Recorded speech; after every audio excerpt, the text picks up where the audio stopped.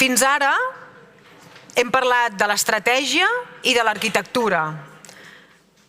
Ara entrarem a l'enginyeria, d'acord?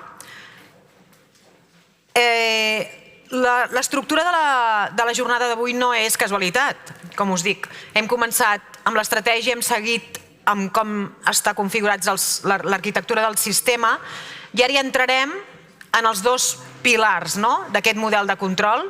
Per una banda, la funció interventora, que actua com un escut, l'hem d'imaginar-nos la funció interventora com un escut, i per altra banda tenim el control financer, que podem dir que actua com una lupa, d'acord? És una metàfora de com podem dibuixar les dues potes amb què s'articula el model de control intern. En aquesta taula de debat que començarem ara ens en cuidarem d'analitzar la funció interventora. Però no des del punt de vista de la funció interventora com funciona, perquè això més o menys tots sabem com articular-la, sinó realment quan la funció interventora es posa en crisi, que és quan hem de formular un reparament, una objecció, o hem d'aflorar una omissió de la funció interventora. Per tant, centrarem el debat en aquestes dues figures, en la figura de l'objecció i en la figura de l'omissió. Figures sensibles, que posen en risc, en crisi, posen en crisi el model quan ens hem de plantejar alguna d'aquestes dues situacions. Per tractar aquests dos aspectes ens acompanyen Ángel Díaz Mancha, l'interventor general de la Diputación de Badajoz, y Eva Aguilar, que es la viceinterventora general de la Diputación de Badajoz. Agradecerles a los dos haber aceptado la invitación de venir a Girona a compartir esta sesión con todos nosotros. Y sin más dilación, vamos a empezar el debate con el primer bloque de análisis, ¿de acuerdo? Vamos a hablar del alcance del reparo, porque como os digo, el reparo es un aspecto fundamental en el ejercicio de la función interventora y no es únicamente una demostración de que ha pasado alguna cosa, sino que tiene unos efectos jurídicos muy importantes. A lo mejor vamos a redundar un poco en una pregunta que hemos lanzado en la otra mesa, pero creo que es importante, Eva, que nos ayudes a determinar exactamente qué diferencia hay cuando nos encontramos delante de un expediente incompleto, o tenemos una deficiencia formal, porque el reparo puede formularse tanto por una deficiencia de fondo como de forma, A lo mejor diferenciar cuándo debemos hablar de un expediente incompleto o cuándo estamos delante de un defecto formal del expediente. Muy bien. Bueno, primero repito las gracias y estoy encantada de participar en esta jornada y encantada porque además he sido capaz de entender a Nuria en toda la presentación y estoy encantada y he entendido absolutamente todo. Bueno, es verdad que se atisbó la pregunta en la mesa anterior sobre la diferencia que debemos conocer sobre si el expediente está para iniciar el ejercicio de nuestra tarea o de nuestra función. Lo primero que tenemos que hacer es saber si el expediente está completo o no lo está, Claro, porque el artículo 10, que es el que comienza regulando el procedimiento para ejercer esta función, dice o plantea dos premisas para poder iniciar con los cómputos correspondientes de plazos. Es que el expediente que sea original, que ya ha adelantado Alfonso, pero que esté completo. Claro, la completitud de un expediente es una cosa que no se nos dice en ninguna parte. Como no se nos dice, tenemos que recurrir a saber de una forma más o menos segura, no solamente para el gestor, que desde luego, sino también para nosotros, cuándo se puede determinar. Porque si desde luego no está completo, no se activa el plazo, y si no se activa el plazo, no podemos ni siquiera emitir nuestra opinión. Así que para saber si un expediente está completo, tenemos que recurrir a la normativa que encontremos al efecto. El artículo 70 de la Ley de Procedimiento dice que el expediente consiste en una agregación ordenada de todos los documentos que deben integrarlo. Bien, está bien, pero ¿por qué sabemos si están todos? ¿Y cuáles son en ese caso los que deben para que sean todos? Recurriremos, por lo tanto, a nuestra normativa. Nuestra normativa, por un lado, el Reglamento de Organización y Funcionamiento, que dice en un artículo, en el 172, perdón, algo así como que en los expedientes, en todos los expedientes, tiene que haber un informe del jefe de la dependencia que plantee los antecedentes los fundamentos jurídicos en que se funda su criterio. Bueno, pues, bueno, menos en nada, ¿no? Es decir, que para que esté completo tenemos que tener seguro que todos los documentos, informes, expedientes, diligencias y trámites que deben componerlo tienen que estar en el expediente. Y recurriremos entonces a la normativa sectorial, porque la ley de procedimiento, como una ley básica, no nos lo dice. Recurriremos entonces a la ley de expropiación forzosa, si es que tenemos un expediente de expropiación, o a la ley de contratos, o a la ley de subvenciones, o al texto refundido, si vamos a una operación de deuda.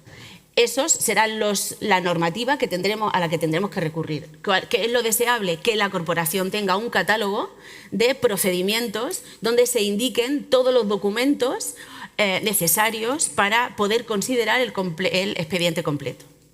Y por lo tanto que inicien los 5 días de la fiscalización. De otra forma, el expediente si no está completo, desde luego no se activa, pero puede ser que estando completo detectemos una informalidad en la estructura, en cómo se ha planteado. Es decir, un expediente que tenga un informe, pero de un órgano que no sea el competente, el correspondiente, el gestor. Cuando el defecto que se plantee no está en que falte un documento, sino que uno de los documentos tenga una forma, incluido en ese defecto formal la tipología que se le ha dado al expediente, entonces estaremos ante una deficiencia formal que sí activa el plazo del artículo 10, sí activa la función interventora y estaremos en disposición, fundadamente, de plantear un reparo por una disconformidad en cuanto a la forma del expediente. Y si vamos al fondo, Ángel, ¿incluye la posibilidad de reparar algún aspecto relacionado con la oportunidad del gasto o nos debemos limitar únicamente a un juicio de legalidad? Bueno, voy a ser menos. Vamos a agradecer a la Diputación y a Ernest y a ti la invitación. Y bueno, yo voy más allá de Eva, ¿no? En esta pregunta concreta es que estoy incluso dispuesto a responder en catalán. ¡Hombre! ¿No? Y es que la respuesta es no. Está claro que el artículo, 2 veces aparece la palabra oportunidad dentro del ámbito de la función interventora, en el artículo 8 y en el 15, y en ambos casos te viene a decir que en ningún caso el interventor tiene que entrar en la oportunidad del gasto. No somos nosotros los que tenemos que enjuiciar si el gasto nos gusta, si está bien, si está mal, o si nos parece bien para las necesidades de la entidad, ¿no? Hay una similitud, o podemos derivar si el control de eficiencia que podemos hacer en el ámbito del control financiero, sobre todo en las auditorías operativas, tienen algo que ver con el tema de la oportunidad. Yo creo que tampoco, pero en ese ámbito todavía podíamos hacer alguna apreciación, ¿no? Pero desde luego en el ámbito de la función interventora no podemos entrar en el ámbito de la oportunidad, ¿no? Cuestión diferente, que puede estar relacionada, pero que tampoco, en fin, que creo que lo abordaremos después, el ámbito competencial, ¿no? Si tenemos por delante algún expediente donde la competencia quizás no la tengamos muy clara, ¿estaríamos posibilitados para devolver el expediente o no? Bueno, pues eso será otra cuestión, ¿no? Pero desde luego no somos nosotros los que tenemos que enjuiciar la oportunidad del gasto, ¿no? Entrando ya con lo que decías, ¿no? Lo del ámbito competencial, que también es un tema a veces complicado, ¿no? Eva, ¿qué crees que debe abarcar exactamente este control, ¿no? ¿Hemos de limitarnos a verificar que el órgano que aprueba es formalmente competente o alcanza también a realizar, como decía Ángel, si la entidad está ejerciendo competencias que son suyas, delegadas o incluso impropias? Bueno, pues esta ha sido una gran duda y sigue siendo una duda y provoca diferencias de opinión en los interventores, porque si hay 10.000 entidades locales, hay 9.500 operadores haciendo tareas de control. Bien, una interpretación literal, absolutamente literal del requisito, creo que estáis todos en limitada. Entonces, podemos hablar de los requisitos del artículo 13. Y cuando se refiere, desde luego, al ámbito competencial, es bastante claro. Dice, la valoración, leo para no confundirme, dice que valoremos que las obligaciones o gastos se generan por órgano competente. Creo que deja poco margen de duda. Tenemos que verificar que la propuesta viene por un órgano que, según el régimen vigente competencial de la entidad local, es el competente. A priori es así. Pero es que además, cuando se desarrolla un poquito ese apartado y dice, y valoraréis si el órgano competente, si es el órgano competente el concedente de la subvención o el que aprueba el expediente de contratación, cuando la competencia no coincida con el órgano que tiene la competencia en la aprobación de gasto. Parece que nos quieren dirigir hacia que valoremos la competencia del gasto que se nos pone por delante. Claro, eso está muy así. Nosotros siempre recomendamos, así lo tenemos en la Diputación, que siempre tenemos una base de ejecución donde decimos que la competencia administrativa se corresponde siempre con la competencia de ejecución presupuestaria, porque así solamente vemos la competencia en una sola vez. Pero claro, dicho eso, es que es muy duro asumir que pudiera llegar un día un expediente con una aspiración de una contratación que sea descaradamente falta de competencia. Es muy duro que nosotros contestemos aquí que no lo tenemos que ver.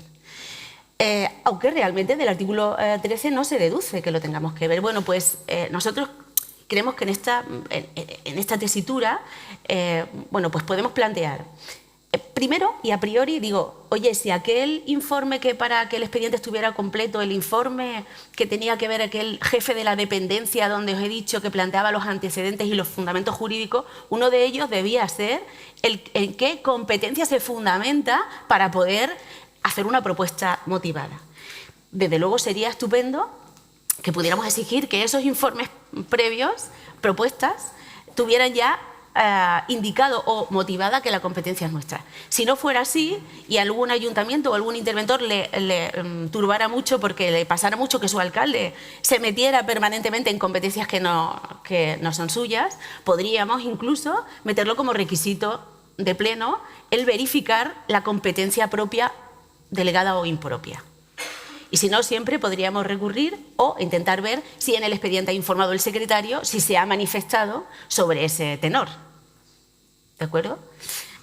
Como último recurso me quedan las observaciones, que se podría plantear una observación en torno a la duda que ofrece la competencia en relación con el expediente que nos plantean.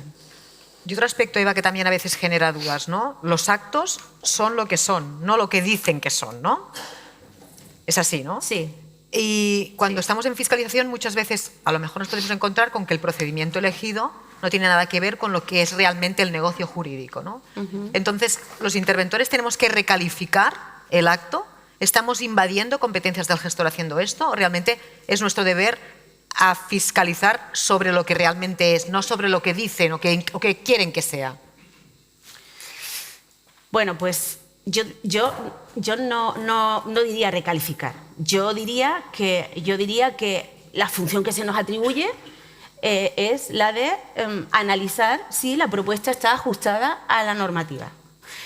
Y para resolver esa cuestión analizamos la propuesta y desde luego la naturaleza del negocio jurídico o del acto administrativo que viene a la mesa.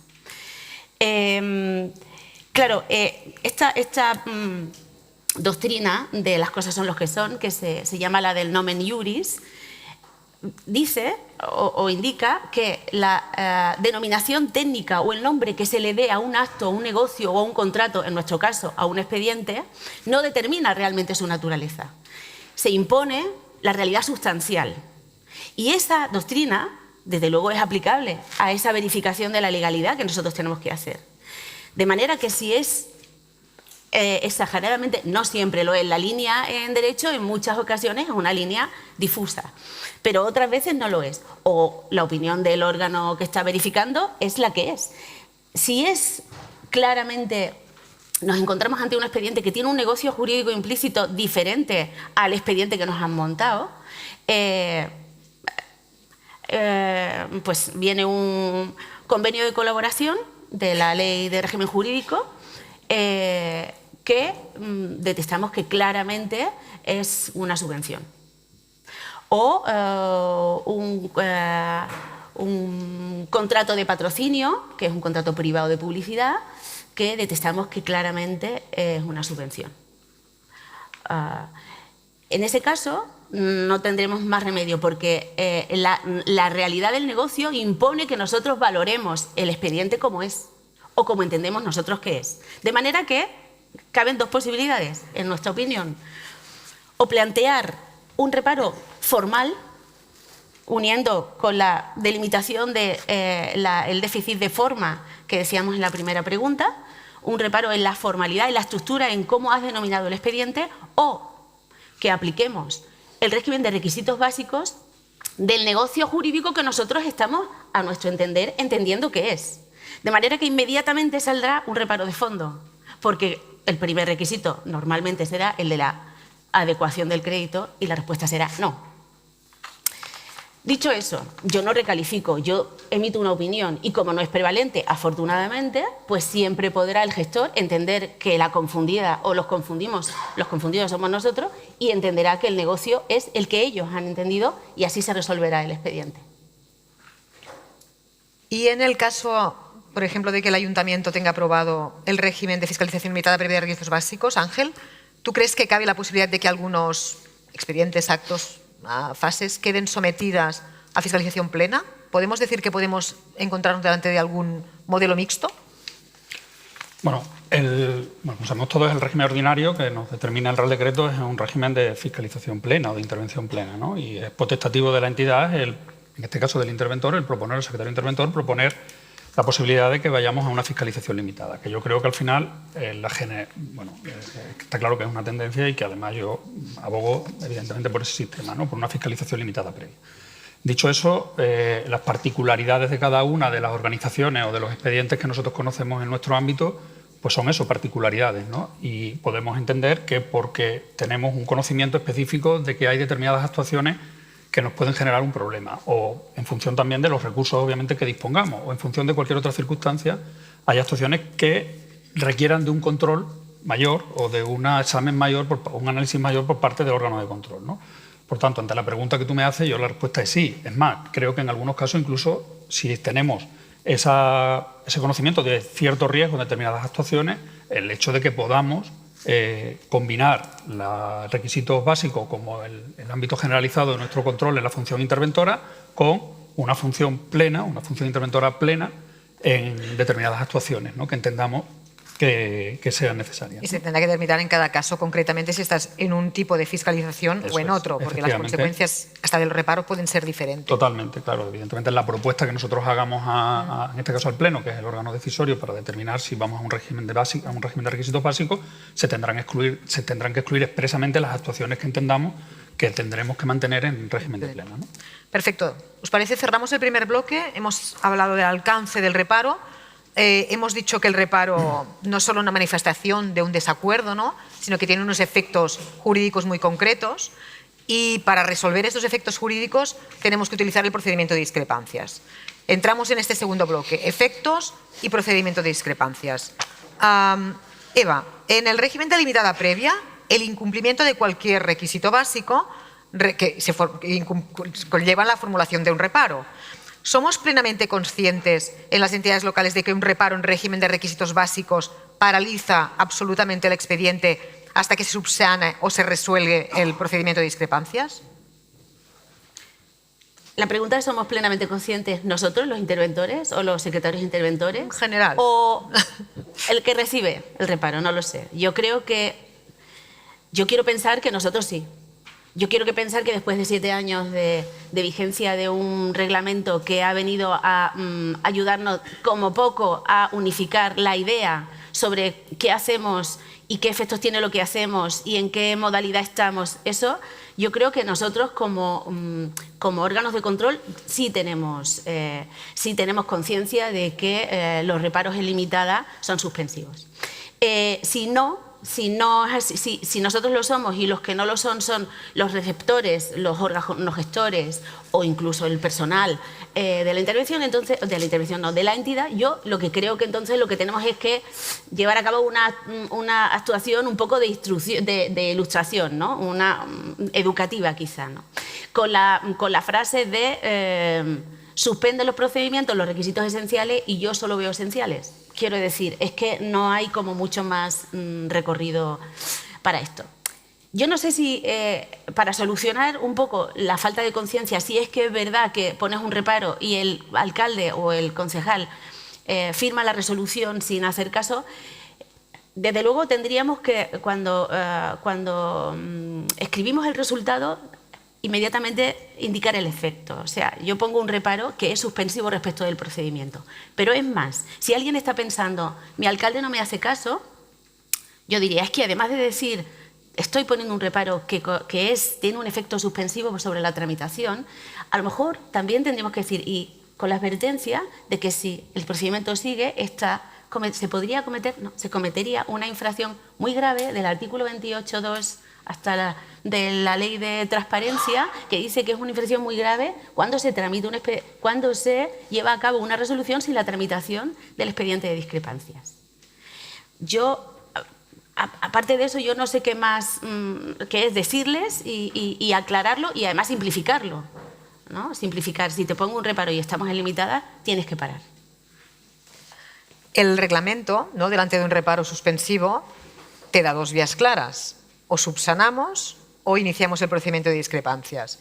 Pero nos podemos encontrar en una tercera situación, que el gestor esté de acuerdo con tu criterio, con el criterio del órgano interventor, pero que sea imposible la subsanación del defecto encontrado, ¿no? En estos casos, Ángel, ¿cuál debe ser la actuación correcta? ¿Debe abandonarse el expediente sin más o procede a algún tipo de resolución formal? Y desde el punto de vista institucional, ¿estos supuestos deben incluirse en la información al Pleno y al Tribunal de Cuentas o a la Sindicatura? ¿Y qué consecuencias jurídicas y de responsabilidad podían derivarse? Bueno, pues evidentemente el reglamento, sí, tenemos tiempo aquí para... Sí. El reglamento ha venido, como todos sabemos, a darnos un sistema homogéneo y que nos ha clarificado muchísimas cosas y además ha establecido pues diferentes posibilidades o la casuística que nos encontramos, pero pues, claro, hay determinadas cosas que no se abarcan, ¿no? Y yo creo, en mi opinión, que esta efectivamente puede ser una de ellas, ¿no? Ante la interposición de un reparo por parte del órgano de control, pues lo normal es que nos encontremos que o se subsane, no hay problema, o bien se discrepe. Pero efectivamente tenemos una tercera vía, que es el centro gestor interpone un reparo y, lo siento mucho, me he equivocado, no volverá a pasar. Y ante eso, ¿qué es lo que hacemos? Porque nos desmonta completamente el argumento del propio Real Decreto, ¿no? ¿Cuándo nos podemos encontrar esto? Pues nos podemos encontrar en determinadas ocasiones, porque dando un repaso, por ejemplo, cuando tenemos delante una factura de un contrato menor, no voy a hablar de la fase de aprobación o adjudicación de un contrato, que sabemos que están exentas de fiscalización, pero ¿qué pasa cuando tenemos una factura de un contrato menor que no ha tenido el expediente administrativo que nos marca el 118 de la Ley de Contrato? No ha habido una aprobación del gasto, no ha habido una motivación, en fin, lo que nos dice el 118. La factura ya está, el servicio se ha prestado y tú se lo pones de manifiesto al centro gestor y efectivamente te dice, pues sí, pues lo siento mucho, ya esto es la última vez que pasa. ¿Qué hacemos con eso, no? O, por ejemplo, nos encontramos con una factura que ha tenido su procedimiento, pero resulta que el tercero al que se le ha encargado el servicio es una comunidad de bienes. Una comunidad de bienes que no tiene la capacidad para contratar con la Administración. La factura está, el servicio se ha prestado. O nos pasaba el otro día precisamente una factura en una justificación de un anticipo de caja que está sometido a intervención previa, donde nos encontramos que una de las facturas no cumple el principio de anualidad porque resulta que se nos justifica un gasto del ejercicio anterior, que por tanto el crédito no puede ser adecuado. Bueno, esa situación, ¿cómo se aborda? Bueno, pues claro, hay una teoría informal en este sentido del Tribunal de Cuentas, que no deja de ser eso, un pronunciamiento no formal, en que nos viene a decir, bueno, en esos casos tienes que valorar, por ejemplo, en el tema de los contratos menores, que sea convalidable la actuación. Y si es convalidable, pues se subsana el defecto mediante una convalidación y, por tanto, no estaríamos en el ámbito de la necesidad de resolución de discrepancia. Pregunta, ¿sería subsanable? Bueno, según esa teoría del Tribunal de Cuentas, podría ser subsanable. ¿Hay que dar cuenta al Pleno o al Tribunal de Cuentas? Tampoco, no habría que dar cuenta porque digamos que no hay un reparo que se haya sustanciado mediante un procedimiento de discrepancia. Pero no siempre ese es el caso, ¿no? O no todo el mundo está de acuerdo con esa teoría, ¿no? Entonces, es verdad que ante determinadas situaciones nos encontramos con que pueden ser o podemos evaluar que sean nulos los actos, ¿no? Y ahí, en mi opinión, es donde parece que el hacer un expediente de revisión de oficio o un acto nulo con una factura de una comunidad de bienes, pues, hombre, pues parece que no es no parece que tenga mucho sentido. Quizá en ese momento tendremos que acudir al 110 de la Ley de Procedimiento, ¿no?, que nos marca la posibilidad de los límites de la revisión de oficio, ¿no?, y entender que el servicio se ha prestado, que puedes causar un daño mayor a la organización y convalidar el acto vía de eso. En cuanto a la responsabilidad, yo creo que en nuestro caso, si tenemos sustanciado la justificación de por qué emitimos el reparo o por qué se justifica o por qué podrá haber una infracción, pero en ningún caso entendemos que habrá responsabilidad, ¿no? Y entrando ya en el tema del procedimiento estrictamente de discrepancias, hemos hablado en la primera mesa de la falta de medios, que debemos, en todo caso, si los tenemos, dejar constancia de ellos en el informe resumen. Eva, ¿quién puede asumir la misión del informe de discrepancias? Porque hay entidades que hay poco personal, por decir casi nadie, y el secretario interventor emite el reparo, ¿y quién puede asumir el informe de discrepancias? Bueno,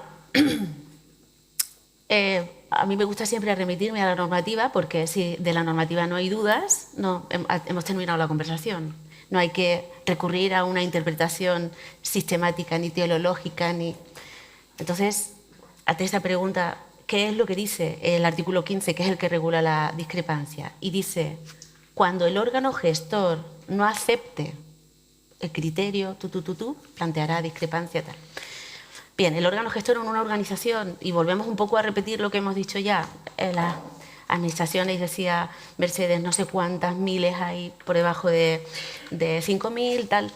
Bien, es el órgano gestor el que nos tiene que plantear la discrepancia. Si la entidad es grande, diputaciones, donde tenemos jefes de servicio, jefes de sección, jefes de negociado administrativo, en fin, bueno, quiero decir, es fácil deducir que esa discrepancia la debe motivar, porque también hay que motivarla jurídicamente el jefe de la unidad a la que hemos dirigido ese reparo. Es fácil, pero cuando no tienes ese jefe de unidad, ni un jefe de sección, ni un jefe de servicio, ni un administrativo, y está el secretario allí, tal, pues entonces, lógicamente, de la interpretación deduzco que como pone órgano gestor y no dice funcionario, podríamos decir... Pero sí es que además hay... consultas como una que hemos encontrado de la Junta Consultiva de Contratación, que, haciendo una analogía que podríamos hacer en relación con si un órgano político, un concejal, puede firmar una factura, dice, resume que, aunque no entiende la razón de que no haya un funcionario en todo el ayuntamiento que se pueda hacer cargo, dice que hay que hacer una interpretación flexible y le posibilita que una factura sea firmada por un concejal. Pues nosotros entendemos que, como es órgano gestor y como desde luego ha sido él el que ha seguramente impulsado o incoado el expediente, pues también puede ser él que nos discrepe. Un concejal delegado que tenga que ver con la materia, obviamente. Es decir, si la materia es, si le hemos puesto un reparo o un expediente de contratación, el concejal de servicios sociales no es el que nos tiene que firmar la discrepancia. Tendrá que tener una relación con el expediente, porque debe ser el gestor. Y a unas malas malísimas, el alcalde.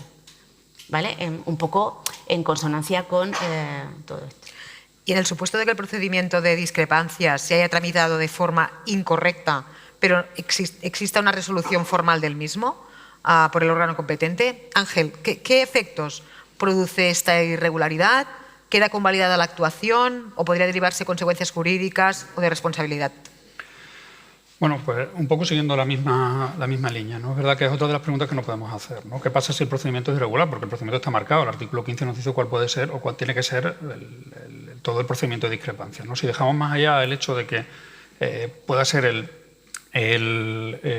propio órgano político el que resuelva una discrepancia, pero si nos volvemos un poco al ámbito general, ¿no? Y de hecho, también volviendo a un caso real que nos pasó también hace apenas un mes, ¿no? Nosotros, bueno, tengo que decir que la mayoría de los reparos que interponemos se subsanan en un 99%, pero siempre hay alguna cosa que evidentemente, bueno, pues no está de acuerdo el centro gestor y tiene la posibilidad. Pero ¿qué sucede si en ese ámbito o cuando se va a iniciar el expediente de discrepancia resulta que el que eleva esa discrepancia al presidente, en este caso para resolver, no es el órgano gestor, sino que nos encontramos con una resolución ya en donde se resuelve, y nos encontramos la resolución hoy en contra de tu criterio, pero resulta que el que ha informado esa discrepancia pues, es el servicio jurídico, no es el órgano gestor, ¿no? Hay una irregularidad en el procedimiento, por lo menos así lo entendemos nosotros. Bueno, ese supuesto que quizás a lo mejor pues, no nos lo planteemos demasiado, pero que puede suceder, ¿Supone una irregularidad? En nuestra opinión, sí. ¿Es subsanable? Entendemos que es fácilmente subsanable, ¿no? Con que el centro gestor asuma o asuma el criterio que ha adoptado, en este caso, el servicio jurídico, pues tendríamos digamos, cuadraríamos el círculo, ¿no? Pero que la irregularidad en el procedimiento, sin duda, a nuestro entender, existe, ¿no? Y entrando ya concretamente en el tema de la resolución de la discrepancia y en el ámbito del organismo autónomo, ¿qué órgano competente para resolver los reparos formulados en un organismo autónomo? ¿Debe resolverse por el propio organismo o tenemos que ir a la entidad matriz, el ayuntamiento, la diputación? Bueno, también esa cuestión, el artículo 15.3 del Real Decreto, más o menos lo esboza, pero es verdad que hay un poco interpretable, sí, ¿no? Bueno, nosotros creemos que hemos llegado a la conclusión en el que, en el caso de que el reparo se interponga en el organismo autónomo, el que resuelve es la entidad matriz, el órgano competente de la entidad matriz, ya sea presidente o sea pleno en función pues, del sustento de ese reparo, ¿no? Del objeto o de lo que provenga ese reparo, ¿no? Por lo cual, la pregunta, organismo autónomo, reparo, ¿quién lo tiene que resolver? La entidad matriz, ya sea presidente o ya sea pleno. Otra cuestión diferente es que, sobre todo en las entidades que podemos tener un ámbito de entidades dependientes, ¿quién puede interponer ese reparo, ¿no? Que puede ser otra pregunta que nos podamos cuestionar, ¿no? Yo hablo, por ejemplo, en mi caso, donde tenemos en la Diputación diferentes organismos autónomos y tenemos una intervención delegada. Yo no voy a entrar en que si tiene que ser habilitado o no, ¿no? Porque aquí el 1174 ya quedó en el olvido y parece que esa posibilidad de delegar en un funcionario que no sea habilitado nacional no es posible, con lo cual esa delegación pues parece que tiene que recaer en un habilitado. Pero bueno, independientemente de eso, ¿quién puede interponer el reparo? Bueno, yo creo que ahí no habría problema más allá de la regulación que pueda tener el propio órgano de control a nivel interno. En nuestro caso, por ejemplo, tenemos dicho que en el caso de los reparos se interponga por parte de un interventor delegado un organismo autónomo, siempre tendrá que ir con el visto bueno o rubricado por el interventor, por intervención general, ¿no? Pero bueno, yo digo que eso es otra cuestión. Y cuando puede quedar resuelto el procedimiento de discrepancias, puede quedar resuelta el reparo, pero a veces la tensión técnica que ha originado aquel reparo no queda resuelta, ¿no? ¿Qué ocurre cuando el interventor no está de acuerdo en el criterio que fundamenta la resolución del procedimiento de discrepancias? ¿Puede el interventor negarse a continuar con la tramitación del expediente, Eva? Bueno, si dices que cuando se resuelve una discrepancia, la tensión técnica o la diferencia técnica a veces no queda resuelta. No. Yo diría que no queda resuelta nunca, porque ellos piensan una cosa, nosotros pensamos otra y normalmente no nos convencemos. Pero es que no hay mucho que contestar. El procedimiento marca qué se tiene que hacer. Si planteada la oposición de forma o de fondo del interventor con un criterio jurídico, el que sea, el centro gestor, el órgano gestor, no está de acuerdo y consigue convencer,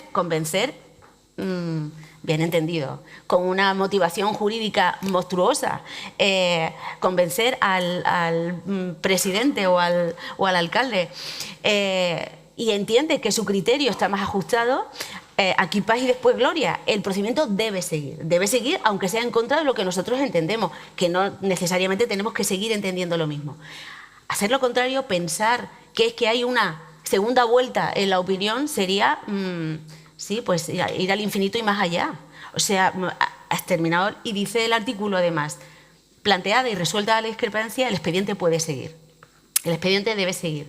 No me cabe en la cabeza que un interventor vea encima de la mesa un reparo resuelto en contra de su criterio y decida no pagar, por ejemplo. Porque desde luego podríamos estar nosotros ahora incurriendo en un delito... vamos, de prevaricación o de desobediencia de los funcionarios que la tenemos. Una vez que está resuelta, si el miedo es nuestra responsabilidad, no debemos tenerlo porque hemos planteado nuestra opinión, pero la decisión no nos corresponde. O sea que no hay dudas. Y una pregunta adicional aquí. Puede pasar el caso de que se resuelva la discrepancia contra el criterio del interventor, pero con el criterio del órgano interventor de la administración que tenga la tutela financiera, en este caso en Cataluña, de la Intervención General de la Generalitat de Cataluña. En este caso, ¿este acuerdo contrario debe ir igualmente a la información a la Sindicatura de Cuentas? Sí, vamos a ver. Efectivamente, este 424 queda claro que el reparo inicia un procedimiento contradictorio, que se dice en procedimiento administrativo. Es decir, que afortunadamente además nos dicen en alguna parte del decreto que nuestra opinión no es prevalente. Es fantástico que tengamos solamente una opinión, no la razón absoluta. Tanto es así que podemos no tener la razón frente al órgano gestor, pero podemos también no tener la razón frente a un órgano de tutela. Pasa pocas veces porque normalmente los interventores tenemos siempre la razón, pero no siempre nos la dan. Entonces, no pasa nada, como tenemos autonomía funcional, y eso no nos obliga en absoluto, porque en el decreto no pone que es que entonces el interventor tiene que cambiar de opinión. Nuestra opinión es esa. El acto administrativo se adoptará con todas las bendiciones en contra de nuestro criterio, y igualmente tendremos que comunicarlo en los términos reglamentarios. Cerramos el bloque, ¿os parece? Cambiamos. Si hasta ahora hemos hablado del reparo como una manifestación del ejercicio del control que ejercemos en tiempo y en forma, nos encontramos con una situación muchas veces mucho más delicada, cuando el control no se ha ejercido porque no se ha podido ejercer. El reglamento es la primera vez en el ámbito local, ¿no?, que aflora o que regula la omisión de la función interventora, con nuestro fantástico artículo 28, que me parece que lo hemos leído todos 25.000 veces, ¿de acuerdo? Por lo tanto, entramos, si os parece, en la figura de la omisión. Y vamos a empezar por la primera parte, lo más importante, conceptualmente, ¿no? ¿Qué es omisión, Eva? ¿Cómo debemos definir la omisión de la función interventora? ¿Puede afirmarse que existe omisión aunque no haya acto expreso? ¿Cabe apreciar omisión en supuestos de actos administrativos tácitos o incluso verbales dictados en expedientes sometidos a función interventora que no hayan sido sometidos al preceptivo control previo? Y en el caso de actos presuntos, ¿puede también entenderse cometida la omisión? ¿Te ha tocado? Sí. Bueno, creo que es el artículo que más diferencias de opinión ha generado desde hace 7 años y sigue generando desde hace 7 años. Pero es verdad que si el objetivo que tenía el reglamento era unificar los criterios, los procedimientos y las metodologías, tenemos que hacer un esfuerzo, todos los operadores, para también homologar la opinión o por lo menos la interpretación. Bien, si la pregunta es ¿cómo se debe definir la omisión de la función interventora? Pues yo, como soy muy pesada, me voy al 28 y en ese primer apartado dice: cuando en un supuesto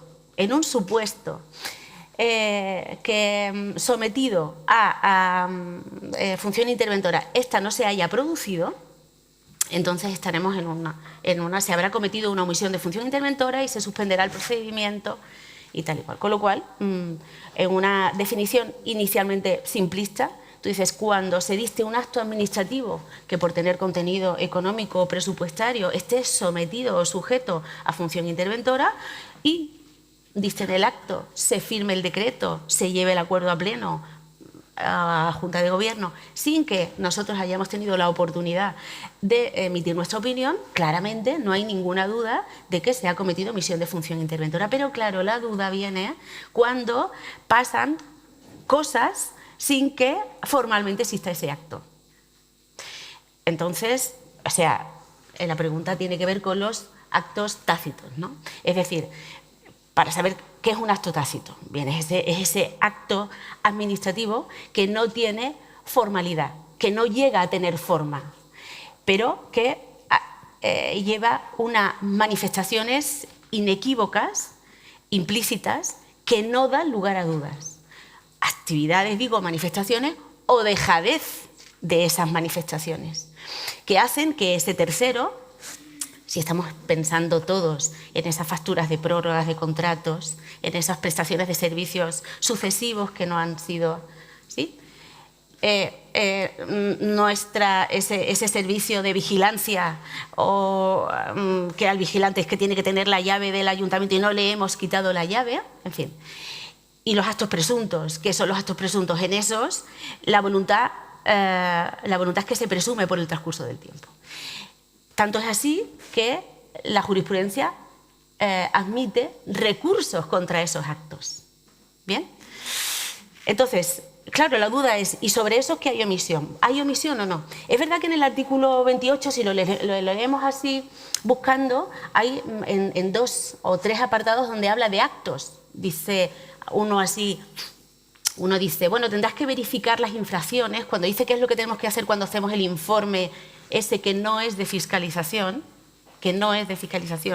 dice, harás un análisis de las infracciones cometidas en el acto dictado con omisión, claramente. Si el acto no está dictado, bueno, pues es verdad que dicho esto y puesto encima de la mesa esa duda que genera con aquellos actos no dictados, actos tácitos, contrataciones verbales o incluso actos presuntos, deducimos finalmente, porque también vamos de la mano de los criterios de interpretación de la intervención general del Estado, deducimos finalmente que parece que el legislador ha pretendido darle una prevalencia procesal a las OFIs frente a los reparos. Quiero decir, antes de que existiera el artículo 28, cualquier interventor veía esto que os estoy diciendo, inmediatamente interponía un reparo.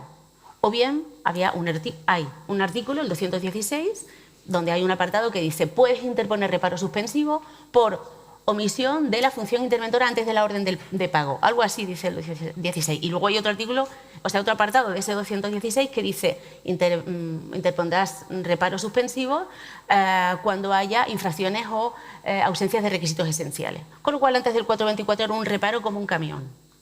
Pero parece que ahora el reglamento tiene la intención, porque nos dice además, en el caso que veas eso, ¿qué vas a hacer tú? El interventor, y dice claramente, pondrá de manifiesto lo que ha visto al presidente o al órgano gestor.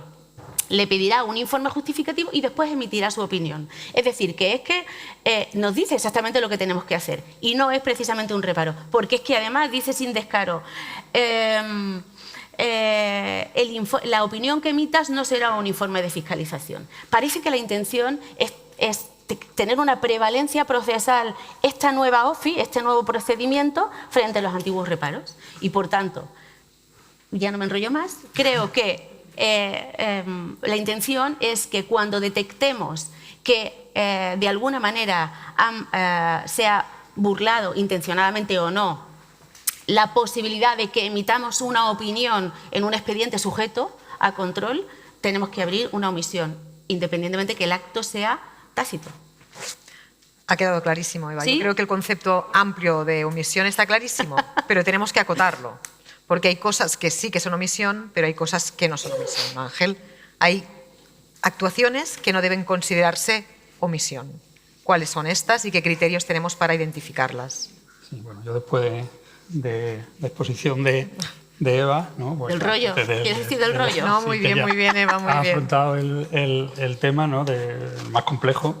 A mí me queda la pregunta sencilla. La fácil. ¿Alguna ventaja tiene que tener el interventor? Claro, ¿no? Claro. Cuando escogíamos las preguntas ya... Sí.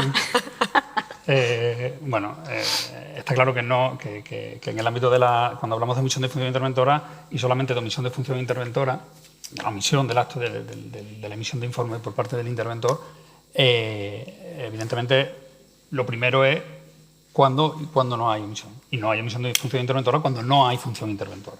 Es decir, yo básicamente podría señalar 3 supuestos generales. Uno de ellos, en el caso de que estemos en actos que no requieran o que estén exentos de fiscalización, artículo 17 del reglamento, todos aquellos actos que no estén en ámbito de la función interventora, pues evidentemente no se va a poder hacer una omisión de la función interventora. Por ejemplo, pues una adjudicación de un contrato menor.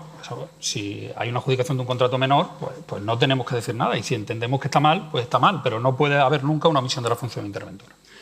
En segundo lugar, en aquellos actos que en el ámbito de los ingresos, ¿no? Aunque creo que lo desarrollaremos después, en el ámbito de los ingresos no hay una omisión de la función interventora. Es decir, si detectamos que ha habido alguna irregularidad como consecuencia de los ingresos, pues no habría no habría omisión de función interventora. El tercer supuesto es cuando estamos en el ámbito del control no planificable, ¿no?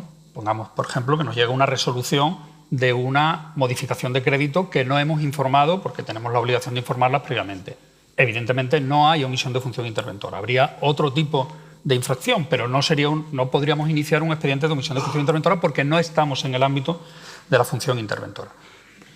Después hay unas líneas un poquito más complicadas, como puede ser, por ejemplo, en el ámbito de la comprobación material, que es una nueva función que venimos a recoger, aunque no es una nueva función, venimos un poco a desarrollar, porque la función existía ya antes del Real Decreto, ¿no?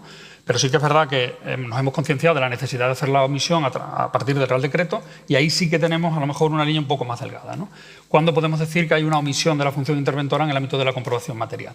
Pues, por ejemplo, en el caso de que estemos obligados a hacer o que nos tengan la obligación de comunicar para hacer esa comprobación material y no nos lo comunique el centro gestor. Y nos llega una factura donde, habiendo sido necesaria la comunicación para hacer la comprobación material, no se ha realizado, ¿vale? Y, sin embargo, hay otros supuestos en donde, habiendo hecho la comprobación material, hemos detectado unas deficiencias que no nos han subsanado, estaríamos en el ámbito de reparo, ¿vale? Por tanto, en el ámbito de la comprobación material, ¿cuándo podremos o cuándo debemos hacer una omisión o iniciar un expediente de omisión de función interventora? Pues entendemos que en aquellos supuestos en los que, siendo obligatoria la comunicación para la realización de la comprobación, no se nos ha hecho, ¿no? Bueno. ¿Y los efectos, Ángel? ¿Qué incidencia real tiene la omisión de la función interventora sobre la validez del acto?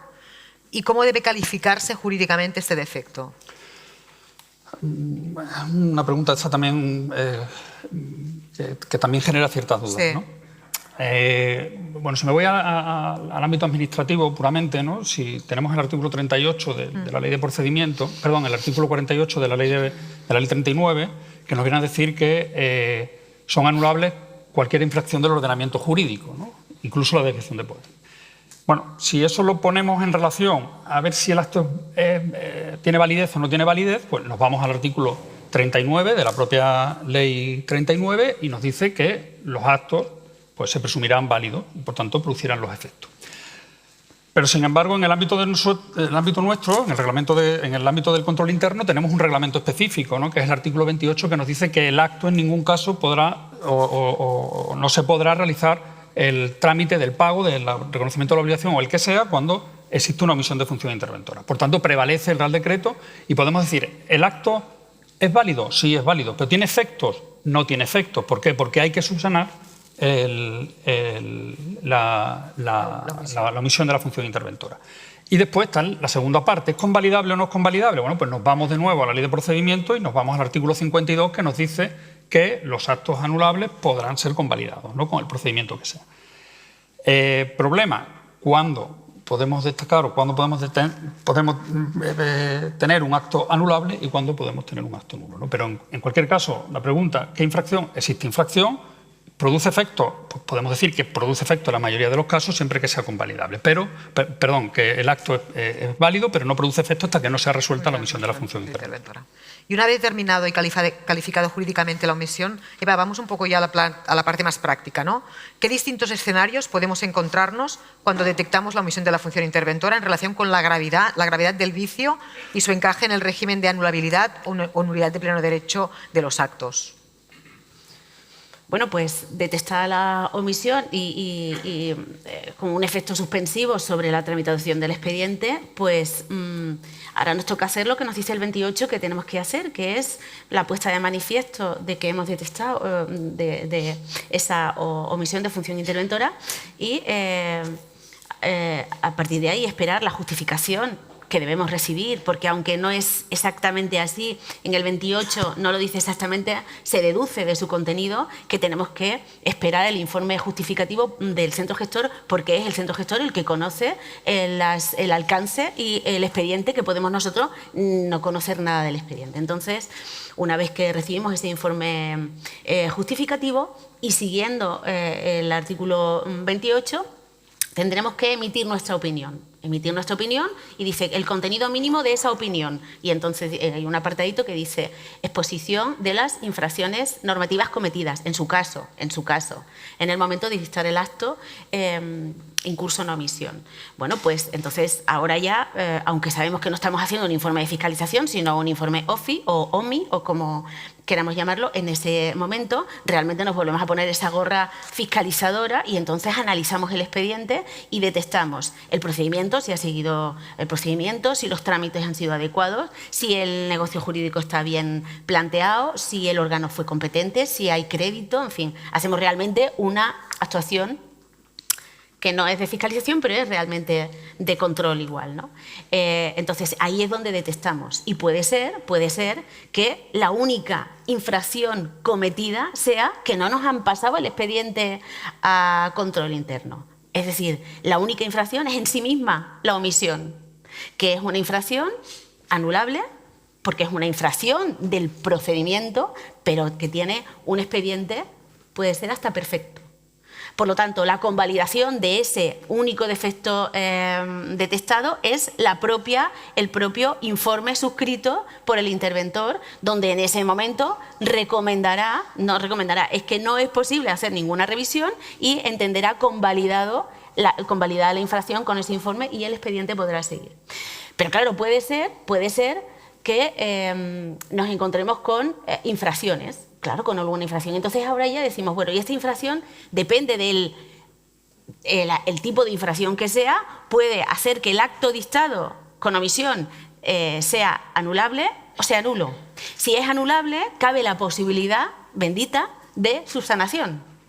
Si pasa así, pues entonces igualmente los actos que son anulables deben ser subsanados. No debemos pretender una revisión de oficio para anular un acto. Por lo tanto, podría ser en un convenio de colaboración que falta la memoria justificativa y se firma el convenio, hay una omisión de función interventora, y cuando hacemos el informe OFI detectamos la falta del informe justificativo que se incorporará en esa propuesta que nosotros, o sea, en esa detección de la infracción, se incorporará y quedará subsanado. Puede ser que sea un defecto que siendo anulable, sin embargo, no pueda ser subsanado. Pues entonces ya valoraremos, si no puede ser subsanado, el tipo de infracción, el efecto de la infracción, si ha habido o no prestación, ya entraremos a otras valoraciones. Y por último, podemos detectar un vicio de nulidad radical, que en ese caso, bueno, ya sabemos que la nulidad no es subsanable y entonces tendremos que ir a la opción de si es recomendable o posible, bueno, es posible, pero si es oportuno o no instar esa revisión. Ese es un poco el marco. Este es el marco, claro, en gastos, pero nos ha quedado ya un poco antes, ya le hemos abierto un poco la duda. ¿Y en los ingresos? ¿Cabe la posibilidad de formular una omisión de la función interventora cuando no sea sustituido por la toma de razón en contabilidad, la fiscalización previa? Pues también es una cuestión que claro, que nos plantea dudas, ¿no? Es verdad que cuando se aprueba el reglamento, el Real Decreto, el 424, se hace un poco a semejanza del Reglamento del Estado, el 2188-95, pero evidentemente no todo es igual, ¿no? Hay diferencias entre la organización del Estado y en el caso de las entidades locales, con lo cual hay determinadas cuestiones que no se pueden mimetizar, ¿no? Y entre ellas son los ingresos. En el ámbito del Estado, el 2188 te viene a decir, no como, y creo que también la ley general presupuestaria, pero bueno, te viene a decir que el control de los ingresos se realizará mediante toma de razón en contabilidad o se sustituirá por la toma de razón en contabilidad. Es decir, es una obligación por parte del Estado. No hay potestad. En el caso nuestro, no. Esa es una diferencia. Te dice, no, en el ámbito de los ingresos, el control podrá ser sustituido a la función interventora por la toma de razón. Bueno, entre otras razones, básicamente porque nosotros tenemos una norma, que es la Ley de Haciendas Locales, que no se puede modificar vía Real Decreto, y en la propia Ley de Haciendas Locales te marca esa posibilidad. Bueno, dicho eso, ¿qué problema tenemos? Que nos planteamos, bueno, pues entonces yo elijo hacer función interventora de ingreso, como me lo da la potestad. Por otra parte, mi opinión, nada recomendable, pero bueno, si decidimos que en determinadas ocasiones vamos a hacer función interventora sobre los ingresos, nos podemos plantear, oye, tengo una resolución que da como consecuencia un derecho reconocido y no la he fiscalizado. ¿Puedo emitir una omisión de función interventora? Pues la respuesta también tenemos que buscarla en el propio Real Decreto. La ubicación de la omisión de la función interventora, artículo 28, está incluido dentro del capítulo 2 del Real Decreto, que habla del control de la ejecución de gastos y pagos. Es decir, está circunscrita al ámbito de los gastos. no al ámbito de los ingresos. Conclusión, no podemos realizar omisión de función interventora en los ingresos. Si detectamos esa carencia o esa irregularidad, hablaremos de otro ámbito, anomalías de ingresos, que por otra parte tampoco está especialmente desarrollada en el Real Decreto y a todos nos genera duda de qué es eso de anomalías de ingresos, pero bueno, pues a lo mejor puede ser esta vía. En definitiva, no podemos hacer un expediente de omisión de función interventora si estuviéramos en el caso de función interventora sobre los ingresos, salvo un aspecto, una excepción, que esa sí que nos incumbe a todos. Cuando se habla del artículo 9, habla del control de los ingresos, el apartado tercero te habla de que en cualquier caso las órdenes de pago de las devoluciones de ingresos estarán sometidas a función interventora. ¿Qué pasa? Que no se desarrolla ese 9.3. No sabemos muy bien en qué consiste la orden de pago de las devoluciones de ingresos, en un desarrollo específico. Por tanto, la conclusión a la que llegamos es que ¿en qué consiste esa fiscalización o esa intervención de las órdenes de pago de las devoluciones de ingresos? Artículo 23 del reglamento, artículo 22 y 23 del reglamento en cuanto a las órdenes de pago. Por tanto, ¿cómo se haría una intervención de las órdenes de pago de devoluciones de ingresos? Igual que se hace para cualquier orden de pago. Por tanto, como las órdenes de pago están incluidas dentro del capítulo segundo del Real Decreto, ahí sí que tendríamos una omisión de función interventora en el caso de que nos llegue una resolución por el cual se devuelve un ingreso sin que previamente haya sido fiscalizada, en este caso intervenida por la intervención. Perfecto. Tenemos ya claro el alcance, tenemos claro en los gastos y en los ingresos, pero damos un paso más. La omisión no solo es un diagnóstico, sino que requiere una regularización. Y yo posiblemente me atrevería a decir que en este caso es mucho más sensible que el reparo, porque en este caso seguramente nos encontramos ya con prestaciones realizadas, con expedientes ya iniciados o casi ya cerrados, y por lo tanto el procedimiento de regularización es un poco más sensible, podríamos decir, que el de la discrepancia. En este contexto, ¿no?, y tenemos que intentar buscar un camino para regularizar, y con lo que nos dice el 28, como vamos repitiendo que solo tenemos este artículo, y con la experiencia o con los informes del Tribunal de Cuentas, por ejemplo, el de reconocimiento extrajudicial de crédito, podemos llegar a marcar algún tipo, ¿no?, un procedimiento, dibujar un procedimiento en nuestras organizaciones. Desde esta perspectiva, Ángel, ¿cómo crees que debería articularse el procedimiento aplicable previsto en el 28 y con las recomendaciones vinculadas un poco con las recomendaciones del Tribunal de Cuentas en relación con los informes de los RECs, de los reconocimientos extrajudiciales de crédito?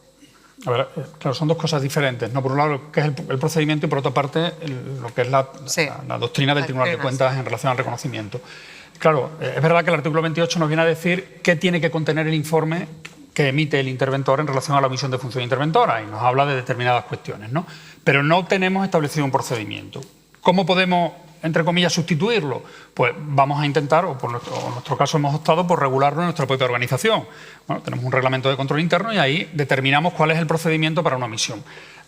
Lo podemos plantear en primer lugar de a quién le corresponde ese expediente, ¿no? Si es un expediente, ¿es nuestro ese expediente? ¿Nos tenemos que hacer cargo nosotros de ese expediente o realmente nosotros intervenimos en ese procedimiento de la omisión de función interventora que viene en el artículo 28, ¿no? Pero en cualquier caso tenemos que dibujar, o es conveniente dibujar ese procedimiento.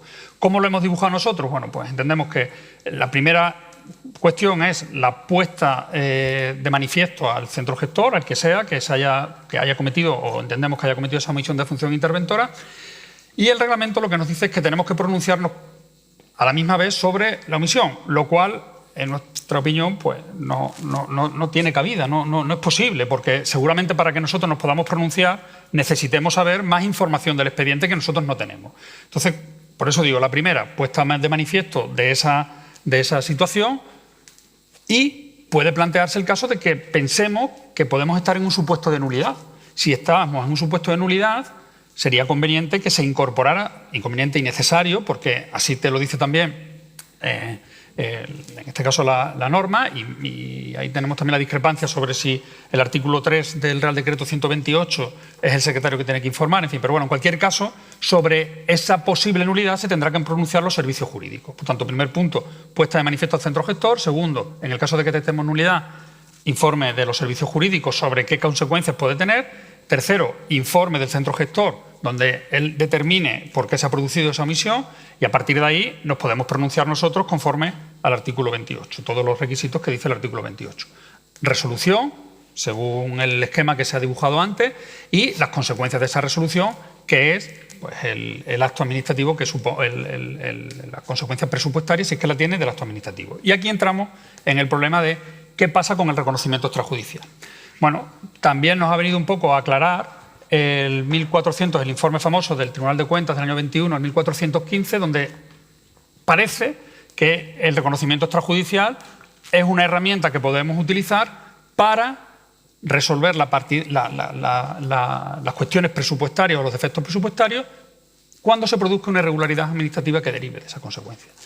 En definitiva, ¿qué pasaría con un reconocimiento de obligación donde detectamos que puede haber una causa de nulidad? Pues que podríamos incorporarlo al presupuesto vía reconocimiento extrajudicial. Eso es previo expediente de omisión. Evidentemente, previo expediente de omisión. Expediente de omisión de función interventora, y cuando se resuelva el expediente de omisión de función interventora, tendríamos que llevar a pleno o al órgano competente a reconocimiento extrajudicial conforme a la teoría del 1415. El procedimiento lo tenemos claro, más o menos, pero hay un punto crítico que nos interpela directamente a todos los interventores. El 28.2, en un momento determinado, nos dice el órgano interventor deberá valorar la posibilidad y la conveniencia de la revisión de los actos que incorporen los vicios, ¿no? Eva, te ha tocado. ¿Cómo debemos ponderar, ¿no?, la procedencia y la conveniencia de instar la revisión de oficio? Sí, bueno, esto también es, desde luego, es opinable, es discutible y es polémico, ¿no? Al principio, cuando las primeras veces que leímos ese artículo 28, nos enfadamos mucho porque el decreto se encarga de decirnos muchas veces no te metas en las cuestiones de oportunidad, y ahora de repente ahí en el 28 dice manifestaros sobre la... ¿Cómo es textualmente? Sobre la conveniencia, ¿no? Sobre la posibilidad y la conveniencia. Y yo digo, pero no era yo la persona que no debía decir nada sobre la conveniencia de las cosas. En fin, bueno, pero un poco pasado esa gracia. Es verdad que cuando analizamos, y decía, el informe no será de fiscalización, pero se hace un análisis jurídico absolutamente del expediente, porque valoramos exactamente las infracciones normativas, porque en función interventora lo que somos es verificadores del ajuste a la legalidad, somos operadores jurídicos básicamente, aunque esa ajuste a la legalidad sea también de aspectos presupuestarios, que también lo es, por supuesto. Por lo tanto, bueno, como tenemos que obedecer ese último apartado que habla de que, digamos, la posibilidad y la conveniencia, pues entonces entendemos que la posibilidad, ¿cuándo es posible? Pues un poco al hilo de la contestación de la otra pregunta. ¿Será posible la revisión? ¿Será posible la revisión cuando se den las circunstancias? Es decir, cuando la infracción no sea subsanable. Entonces será posible. Si la infracción no es subsanable, no estamos hablando de posibilidad, es que no se debe revisar, se debe subsanar. Pero la posibilidad pasa entonces por eso, por detectar una infracción no subsanable. Y ahora, una vez analizada la posibilidad, y solo si es posible, tendremos que analizar si es conveniente. La conveniencia, además, nos hace el favor, ese mismo apartado, ese mismo párrafo, nos hace un favor importante, y es que dice, oye, analiza la conveniencia, pero analízala en función de, o sea, que nos ayuda, en función de la prestación realizada, si se ha realizado o no, el valor de esa prestación, porque claro, no es lo mismo una OFI de 3.200 euros que de 320.000. Y el tipo de infracciones normativas que se han cometido. Luego, esa conveniencia está también ajustada en función de eso.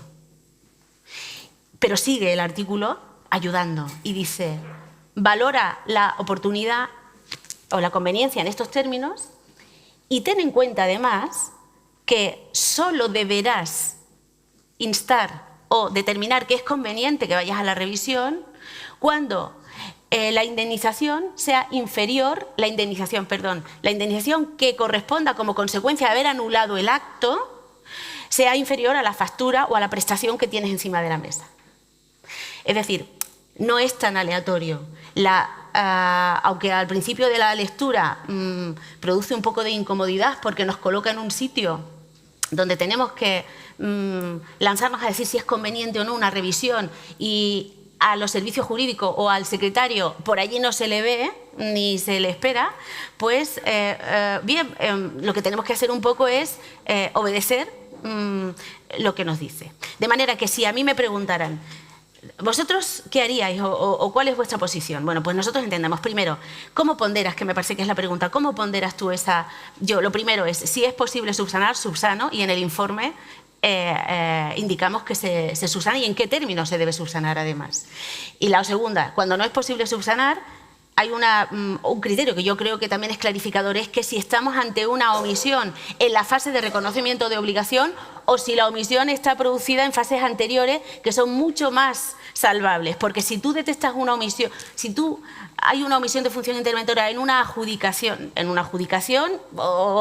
en una aprobación de un expediente, lo normal es que aunque la infracción no sea subsanable, es menos lesivo producir o hacer una revisión de oficio y anular o revocar el acto, que si estamos ante una factura.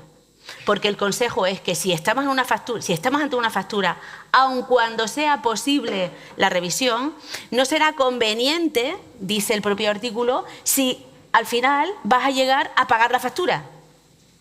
Como consecuencia de la responsabilidad contractual, la responsabilidad extracontractual o incluso el principio de la prohibición del enriquecimiento injusto.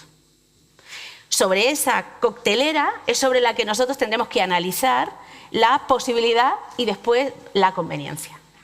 Por lo tanto, digo, si me exigieras resumir mucho, yo diría, es francamente difícil que valoremos la conveniencia de una revisión.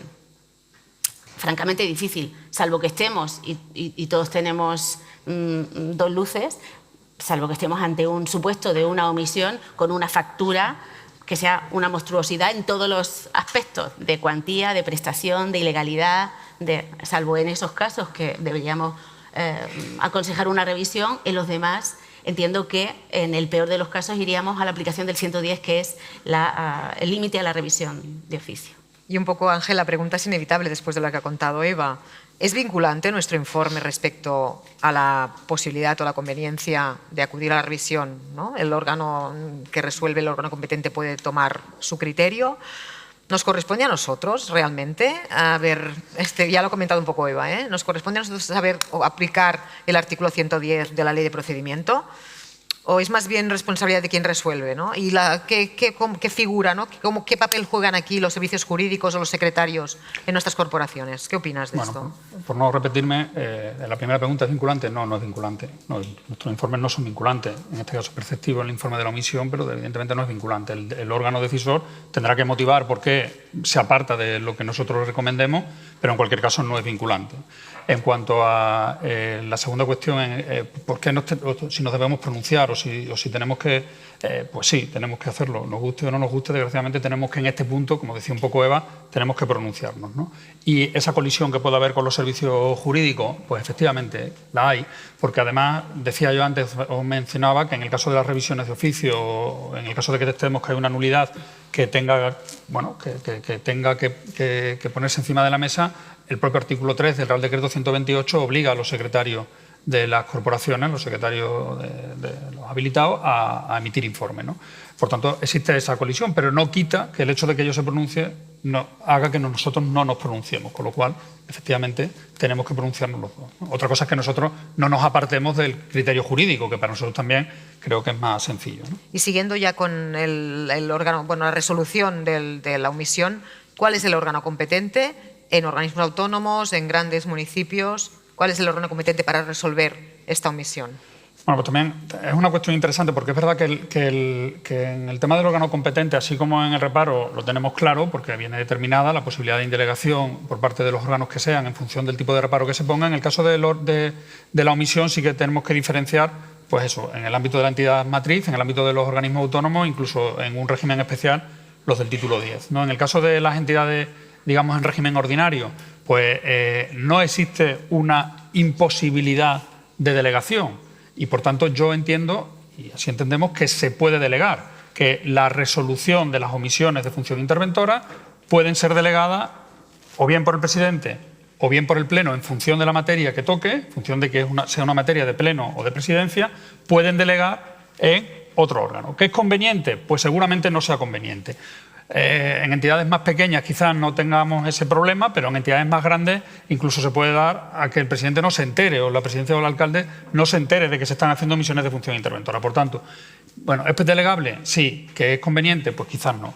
En el caso de los organismos autónomos, pues por la misma razón, antes decíamos que el 15.3, el organismo autónomo sí que viene expresamente determinada, o expresamente no, pero bueno, hemos llegado a la conclusión de que el órgano competente de resolución tiene que ser la entidad matriz. En el caso de las misiones de función interventora no sucede lo mismo, con lo cual entiendo que dependerá de los propios estatutos del organismo el que se determine quién es el órgano competente para resolver la misión de función interventora. Y, por último, el título 10 sí que habla expresamente de la indelegabilidad de los expedientes de omisión por los órganos que determina el propio título 10, que tendrá que resolver la Junta de Gobierno en el caso de esos municipios, ¿no? Pero bueno, pues ese es un poco el esquema de competencia de las omisiones de función interventora. Perfecto. Bueno, yo creo que hemos analizado ya de una forma muy global este escudo, ¿no? Cuando el escudo se tensiona, ¿no? Cuando se tensiona realmente con los reparos y las omisiones. Y si os parece, abrimos el turno de intervenciones. Si alguien tiene alguna cuestión, alguna apreciación. Nadie tiene ninguna duda del reparo ni de la omisión. No me lo creo. De verdad que no me lo creo. ¿Eh? Todo el mundo lo tiene clarísimo. ¿Nadie? Allí. Espera un momento, Ana, un momento.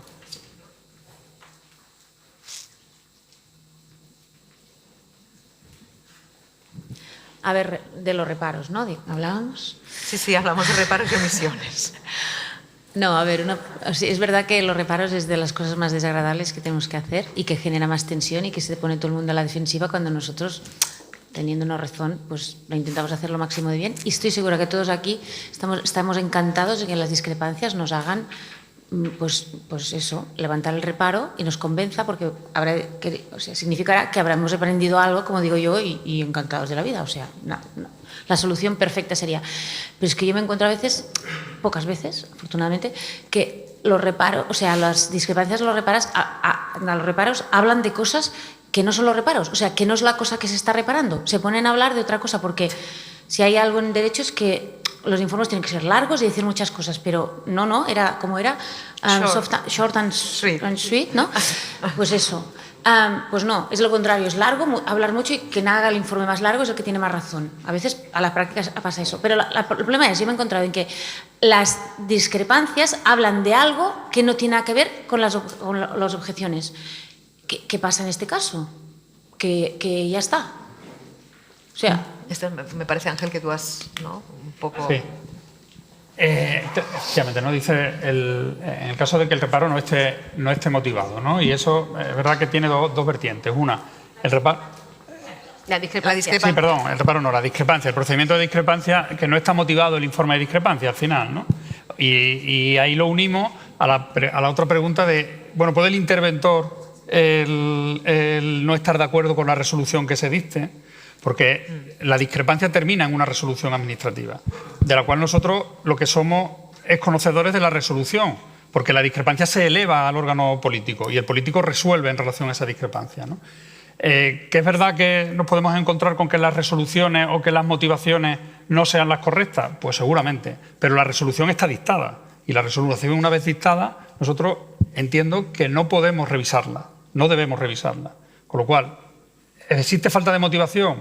Pues seguramente tengamos muchos casos en los que existe falta de motivación. Pero si la resolución está dictada, yo entiendo que ahí poco podemos hacer. Hay muchos casos realmente que el reparo es tan evidente, ¿no? Que es difícil de justificar un criterio contrario. Sencillamente quieren avanzar, sí, ¿no? Bueno, un poco lo mismo que decía antes, ¿no? Alfonso, cuando hablábamos del plan de acción, ¿no? Que el plan de acción lo que te viene a contar es las películas y historias para no dormir, ¿no? Y bueno, pero es plan de acción, sí, es un plan de acción, pero otra cosa es que sea efectivo o no sea efectivo, que esté motivado, no. Es verdad que ese supuesto no lo podemos encontrar, pero si tienes una resolución que al final se queda con el criterio que le dice el órgano gestor, yo creo que ahí poco podemos hacer. Creo yo, además, que creo que el artículo 15 dice algo como que la resolución que ponga fin a esta discrepancia tiene que motivar el criterio al que se pliega. Es decir, si en este caso el alcalde decide que tiene más razón, el centro gestor tendrá que motivar en su resolución las razones por las que opta por su criterio y no por el nuestro. Esa resolución motivada absurdamente, si quieres forzarlo, absurdamente tiene que tener esa motivación, que es la que da fundamento a esa resolución. Ahí nosotros ya hemos terminado. ¿Hay alguna cuestión más? Sí. Hola, buenas. Yo planteo una situación que nos hemos encontrado a menudo. Llega una certificación de obra para informar y se comprueba que aquella obra ya se ha hecho el acta de recepción y no nos han invitado para hacer la comprobación material de la inversión. Cuando pasas el informe, la fiscalización, los extremos, te sale que la comprobación no se ha llevado a cabo. Por tanto, saldría una objeción y quedaría el expediente parado. ¿Cómo deberíamos proceder? Porque, claro, la recepción de la obra ya se ha hecho. ¿Cómo podríamos subsanar esta Omisión, situación? en este caso, ¿no? Claro. En este caso será una omisión. Cuando tú... Sí. Bueno, con la interpretación que un poco hemos tratado de justificar aquí, cuando en los supuestos, decía el 28, ¿no? En los supuestos en los que una actuación está sujeta a función interventora y esta se haya omitido, habrá omisión. Si, como parece deducirse del artículo 20, la comprobación material de la inversión es un acto separado, quiero decir distinto al acta de recepción que compete al director de la obra y al promotor y tal, y que tienen que hacer ellos, pero aun siendo distinto, entendemos que está planteado para que se haga a la vez. Si ellos han hecho su acto sin que nosotros lo hayamos hecho, han evitado que nosotros llevemos a cabo una fase de la función interventora, que es la comprobación material. Por lo tanto, la consecuencia es la omisión. Porque no han dejado que demos nuestra opinión en el momento en el que tendríamos que haberla dado. ¿Hay alguna? Espera. Sí, en este caso entonces se tendría que hacer un acuerdo para convalidar la omisión de la función interventora, pero se quedaría aquí, o sea, ya no. Simplemente luego constaría como un informe, cuando se da cuenta, pues un informe donde se ha omitido la función interventora, pero ya está, no se puede solucionar Sí, no se puede arreglar. Yo creo que en este caso, no sé cómo lo veis, pero si tú puedes hacer una comprobación extemporánea, tú verificar, ¿no? Es que cuando hemos hablado de cuando tú analizas en el expediente de omisión, analizaría las infracciones normativas. Y decíamos, hay infracciones que detectas que son subsanables y otras que no lo son, perdón. Es decir, que sería subsanable que entonces nosotros de una forma extemporánea fuéramos a hacer la comprobación material. Desde luego ya no lo haríamos a la vez que la recepción de la inversión, porque esa ya está hecha. Incluso si me apuras, puesta en servicio, que es un problema peor. Pero puede ser que no, porque en muchas office, o por lo menos en el caso de Badajoz, muchas office son por despiste, no porque ellos digan voy a evitar la opinión del interventor, ¿no? Entonces, en ese tipo de casos donde realmente siempre debemos tender a la subsanación de la infracción, porque debemos tratar de convalidar. Y la convalidación cuando hay una infracción subsanable es fácil. Ana, espera. Una pregunta más.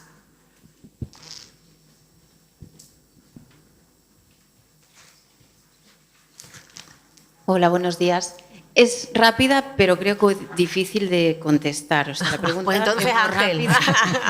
Es en relación a la omisión de la función interventora, cuando se decide que no va a revisión de oficio, pero hay que pagar la factura, en relación a la última sentencia del Tribunal Supremo, la última no sé si es la última, pero que manifiesta que en contratos de obra no se debería abonar el beneficio industrial y los gastos generales, y luego pone otro ingrediente más que dice en contratos de obra, contrato entre comillas, imaginemos un modificado que no se ha hecho, pero la factura te ha llegado. Es fácil de determinar el importe que se debería restar, que yo por ahora nunca me he atrevido a hacerlo, también lo digo, Pero en contratos de suministros y de servicios, ¿cómo se supone que tendríamos que llegar a valorar ese beneficio industrial y gastos generales que no están en la factura de esta manera individualizados, pero que parece ser que no se tiene que tratar igual que en un contrato correctamente formalizado, que en uno que proviene el gasto de una omisión de función interventora? Gracias a las dos por dejarme la pregunta. Es que lo pregunto no por poner en un aprieto a nadie, Que sino nos lo ha puesto. Últimamente, por lo menos en mi entorno, parece ser que se ha tomado el expediente de omisión y de posterior reconocimiento extrajudicial como una modalidad más de expediente. Claro, Y a lo mejor esta será la manera de que esto se acabe un poco. No lo Sí, sé. es verdad que tenemos un problema y es que tendemos a que se normalicen ciertas cosas, ¿no? Y cuando, como en muchas corporaciones nos pasa, cuando nos pasaba, ¿no? Cuando teníamos los reparos y resulta que te encuentras que una corporación, que un interventor hace 1000 y pico reparos, pues al final eso no sé yo si es una situación buena o mala. Y en este caso empezamos con las omisiones y puede pasar lo mismo. Pero un poco centrándonos en la pregunta, así a bote pronto, en lo que tú planteas. Claro, tenemos una sentencia del Tribunal Supremo, pero tenemos no sé cuántas jurisprudencias y no sé cuántas doctrinas de informes consultivos y tal que te dicen lo contrario, ¿no? Entonces, claro, es complicado el decidir cuál es la mejor situación, si de traer el beneficio industrial, si no de traerlo, si el IVA, si no el IVA, si no sé qué, en fin. Yo me gustaría darte una respuesta, así a bote pronto, pero creo que el problema no lo tenemos tanto nosotros como que no existe una unificación ni de la doctrina ni tampoco de la jurisprudencia, ¿no? Entonces, al final, es verdad que además cómo valoras tú o cómo quitas cuál es el beneficio, cuál no es el beneficio, o sea, porque en una factura no te viene diferenciado, te viene un importe y ese es el importe, ¿no? Que tienes que pedir un informe a los servicios que han contratado, o tienes que hacer un informe de un perito, o tienes que... Pues no lo sé, me gustaría darte una respuesta más clara, pero yo así a bote pronto no te puedo decir más que es verdad que no existe una unificación de la doctrina y que el caso, en algunos casos, tendrá que resolver, si no se está de acuerdo con nuestra propuesta judicialmente, o hacer uso de los consejos consultivos o del órgano de consejo consultivo en el caso de Cataluña, o en nuestro caso de la Comisión Jurídica de la Comunidad Autónoma de Extremadura, ¿no? No lo sé, no sé cómo lo veis vosotros, ¿no? Bueno, yo a eso de... Es verdad que nosotros lo hemos comentado muchas veces. Parece que los reparos a los alcaldes o a los presidentes les ponen los pelos de punta, pero parece que las OFIs Y son peores, es una cosa que es verdad que tú dices, bueno, es una OFI y no se inmutan. Parece que es una fase más de la función interventora. Desde luego yo creo que algo habría que hacer para, no sé, también es verdad que los reparos existen desde luego, desde antes de que yo naciera. Mi padre era interventor y ya los ponía. Y la omisión de función interventora para nosotros está recién nacida.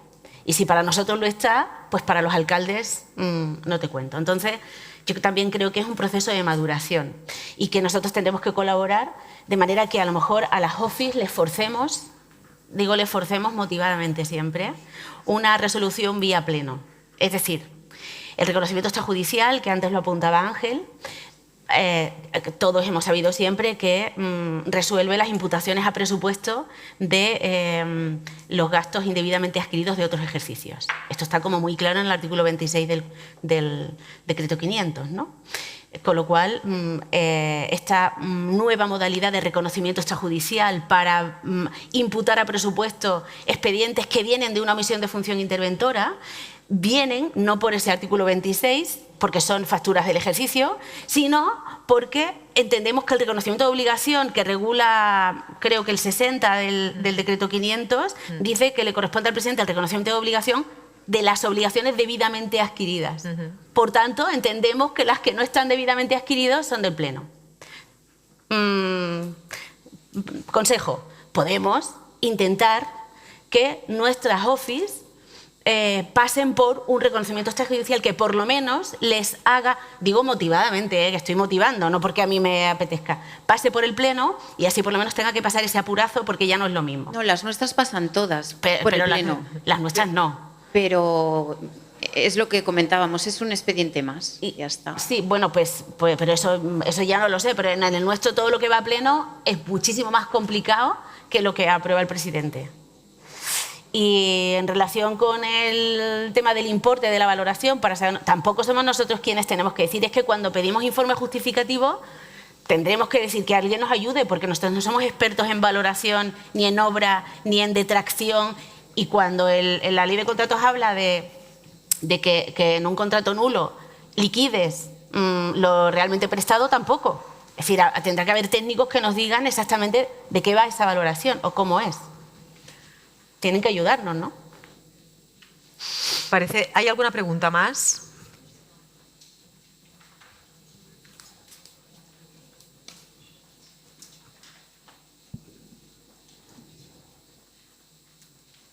Buenas. Una pregunta. En relación al acto de comprobación extemporánea, el interventor, ¿con quién debe asistir a hacer esta convalidación de esta omisión de función interventora? Porque si la haces en el procedimiento normal, la haces en el ámbito del acta de recepción y hay el contratista y el responsable del contrato, pero cuando la haces extemporánea, ¿con quién debes asistir? ¿O vas tú solo? Solo es muy triste, ¿no?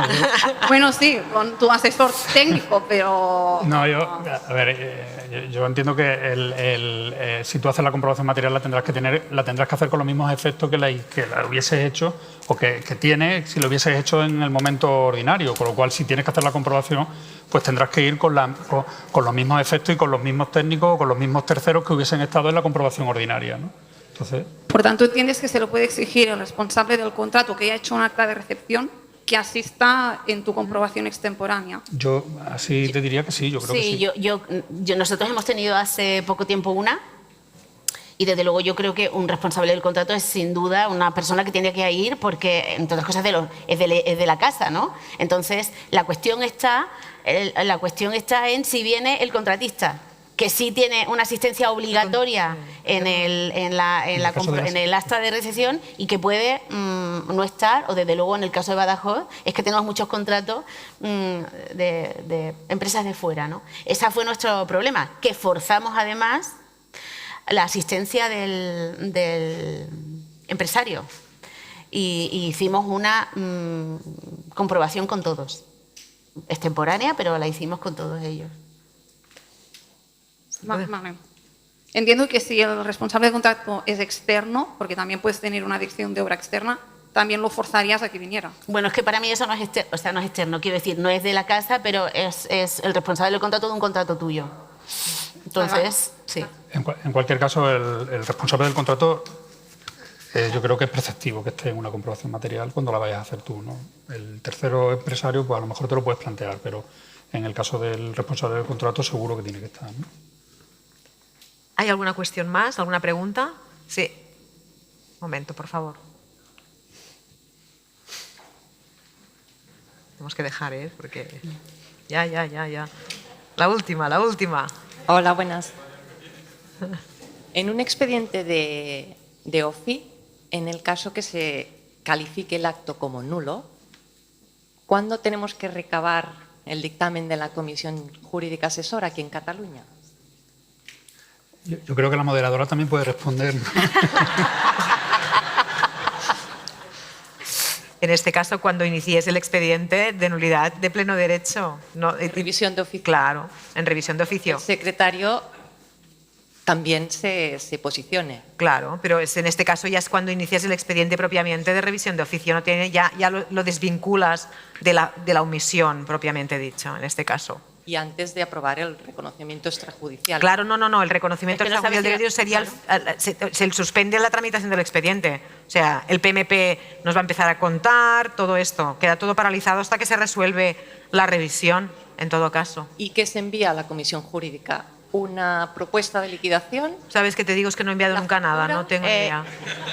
Debes enviar el expediente que tienes, la factura, el informe de omisión, ¿no? Y lo debes mandar, ¿no? Mira, sí, yo No, nosotros tampoco tenemos hecha, no hemos hecho ningún... Pero tú piensas que la OFI acaba con una resolución también del órgano competente. Claro. Y esa resolución, igual que en el reparo, igual que cualquier expediente administrativo, ha de estar motivada. Y si en esa resolución el alcalde o el pleno, si es el competente, establece, dice, o sea, acopla a nuestro criterio y nuestro criterio es el de la revisión, pues esa es la resolución que inicia el trámite de revisión de oficio. Esa resolución. Sí. Y es aquí donde se tienes que pedir, bueno, se pedirá el informe, evidentemente. En el otro procedimiento. ¿De acuerdo? ¿Os parece que lo dejemos aquí? Seguramente hay muchas dudas en el tintero, pero los compañeros de control financiero nos van a matar.